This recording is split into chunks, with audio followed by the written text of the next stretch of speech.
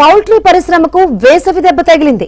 ఎండ వేడికి తట్టుకోలేక ప్రతిరోజు లక్షలాది కోళ్లు మృత్యువాత పడుతున్నాయి.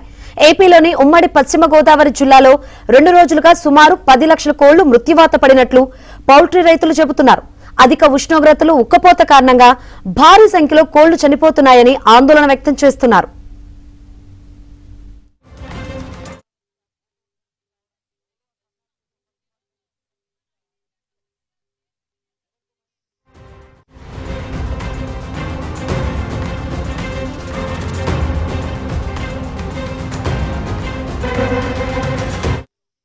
ప్రధానంగా లేయర్ ఫారాల్లో వేడి ప్రభావం ఎక్కువగా కనిపిస్తుంది. గాలి వెళ్లే మార్గాలు లేకపోవడం, తాగునీటి కొరత, విద్యుత్ అంతరాయం కూడా కోళ్ల మరణాలకు కారణంగా భావిస్తున్నారు. వేసవిలో కోళ్లు బరువు తగ్గడం, మేత తినకపోవడం, గుడ్ల ఉత్పత్తి తగ్గడం తదితర కారణాలతో పరిశ్రమ నష్టాల బారిన పడిందని రైతులు ఆందోళన వ్యక్తం చేస్తున్నారు. అధిక ఉష్ణోగ్రత ప్రభావం బర్డ్ ఫ్లూ కంటే ఎక్కువగా నష్టం కలిగిస్తుందని వాపోతున్నారు. చనిపోయిన కోళ్లను గొయ్యి తీసి పాతిపెడుతున్నారు.